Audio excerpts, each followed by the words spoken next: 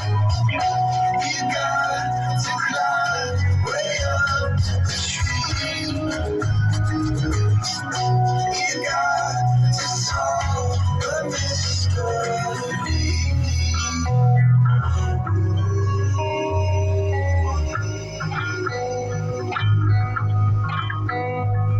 Okay, guys, Divine Masculine is telling you guys, don't wait.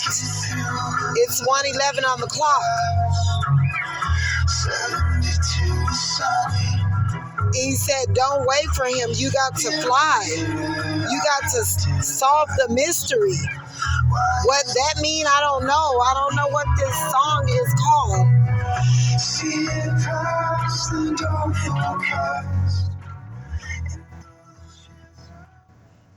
Could possibly be too loud.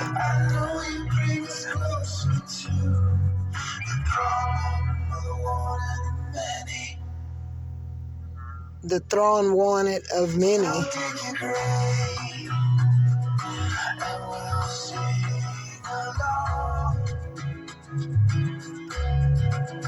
Just like we did back when we were young. I just wanted to say goodbye. Some of these masculines is saying goodbye. They know that, they feel they screwed up big time. Whatever they're tied up in, it's no coming back from it. So, whatever they're screwed up in or whatever, it's no coming back from it. Or they either did some hurtful things that they're drowning in guilt so much or whatever that, but he's saying he just want to say goodbye. And I know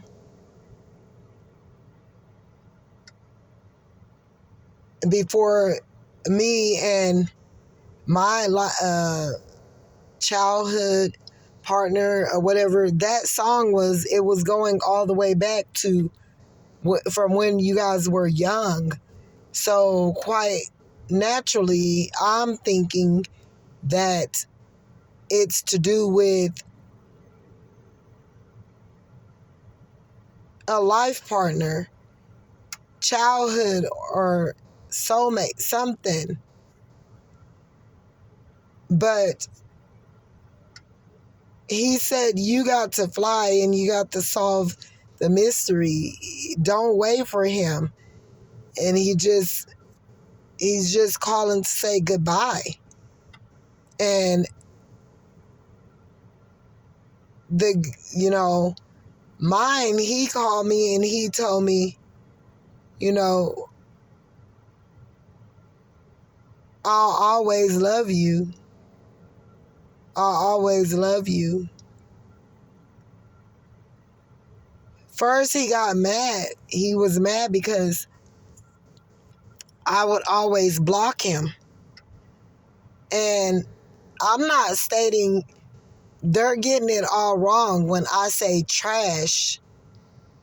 If this masculine ever talked down on you, talked trash of you to try to make you feel less than or whatever, that's what I'm saying. This masculine, and it's never all right for us to use ammunition against ammunition, but, enough is enough. If you've been that nice, and mine did some unquestionable things, to where, no. And that I know I hadn't did anything to him. And it was all him, and it would just piss me off.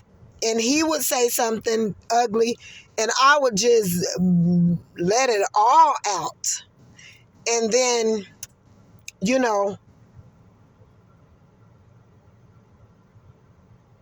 he was always feeling lonely, and I would try to tell him to fill his mind up with things. This girl would run, you know, he would call me. How I know that she went and did something, because he wouldn't leave me alone.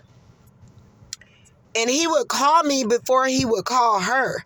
And then when I would say no, and then I would be like, well, okay, I'm going to come. And when by that time he would tell me, so, but you kept telling me you wasn't going to come. And by that time, when I would say that I was coming to see him or whatever, because he was always lonely, and I'm healed from that, you know. Not to say that I don't get lonely sometimes, and I be wanting to, you know, someone to be there with me, at least, you know, even just to cuddle or do something or whatever. When I was working or whatever, if I wouldn't have been working, then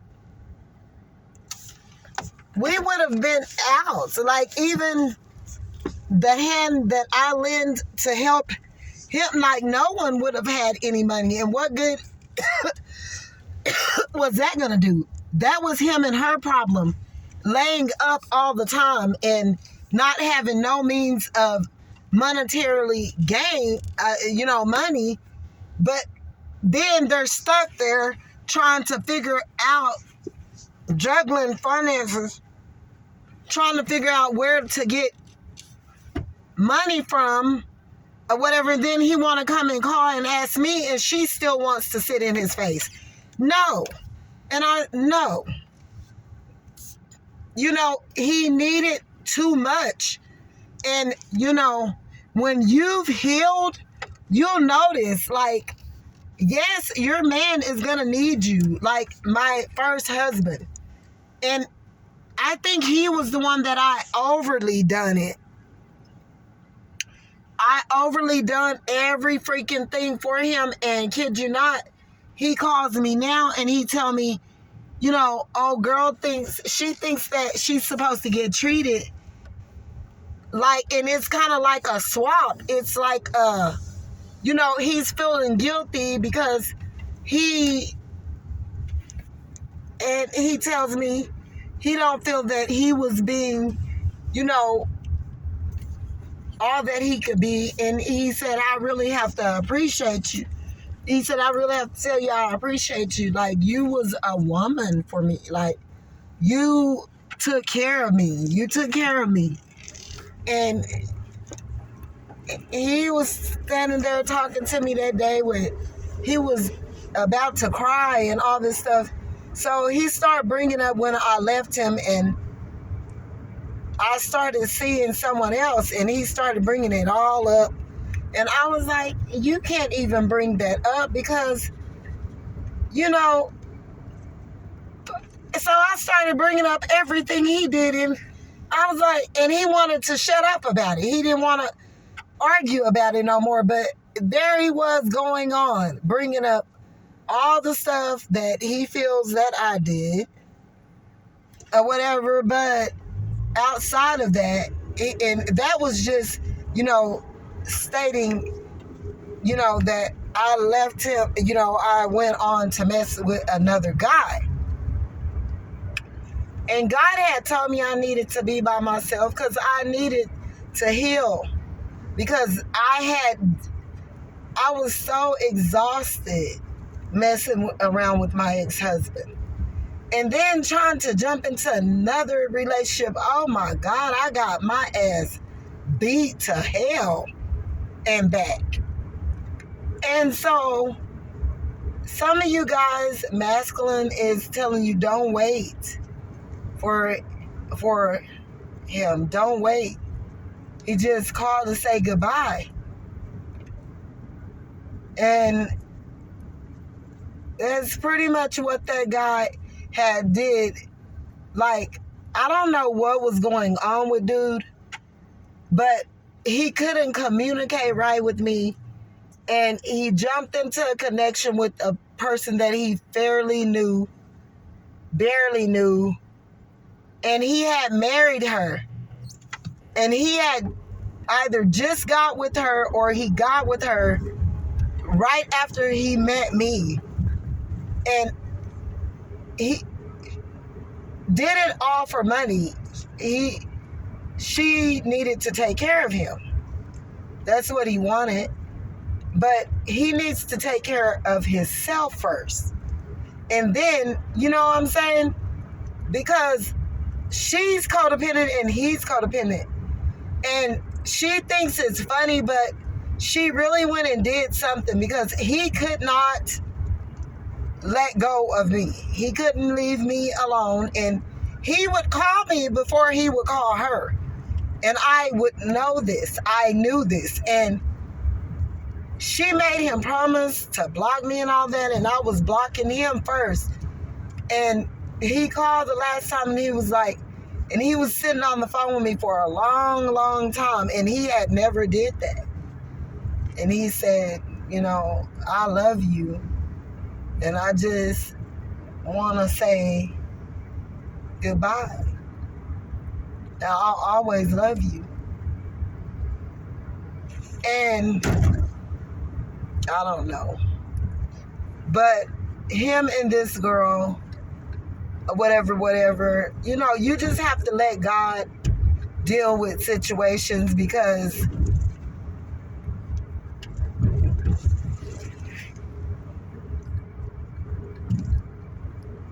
she's really, you know, I read people and I know people's situation. She thinks that that's her partner, like for the rest of her life. Like, that's how she's thinking. This girl was a very lonely girl, haven't healed all her life. This girl, I remember her in this community from back in the day. And she don't remember, like, me and another girl was conversating about some things that had happened in our childhood, and we were gone in the store talking about it. And she felt the need to jump in, and she'll never forget, I'll never forget this girl, this same one that the guy that I was seeing that he's with, she just started communicating, just talking in there. And she told me the whole deal, that her mom's husband had been raping her since she was a certain age. And he did her in her front, her back. He was always like having sex with her in her backside. And I remember her. So, you know, everything always happens for a reason. And she's thinking, and it's not that, it's sex that they were doing. It's lust. They're not, I don't care what you say. In a couple of years, we will know. But I just don't think that was her twin flame, her spiritual partner, none of that. I think it was all lust. 3314. Someone could be 33 and someone could have met their twin flame in 2014. Or you could have met your twin flame when they were 33 and because you were like 3 years older or something. Or my divine masculine, he's older than me.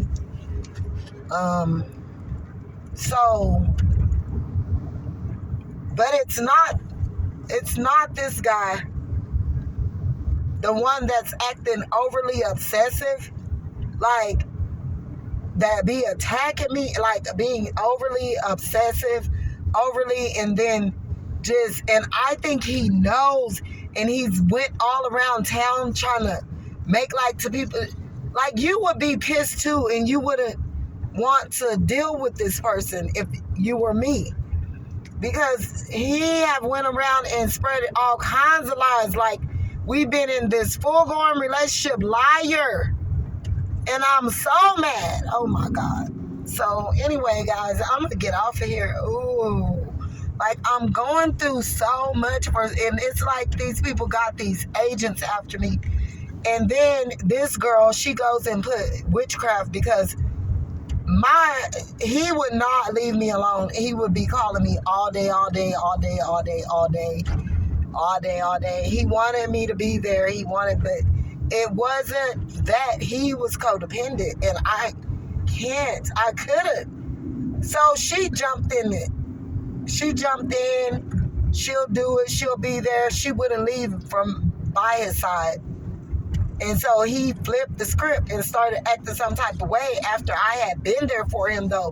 I'm saying, if I'm there for you, like when it comes to something majorly important, don't ever disrespect me. Don't ever disrespect me. And that's what he did. And I just don't think that, I'll ever be able to look at him the same. And that's what I feel about trash. Like, he can go on. I'll forgive him. Like, I've already forgiven him, but you're just garbage to me. Once you disrespect me, you're trash. And that's what I mean by that. If you disrespect me or you get out of line to do with my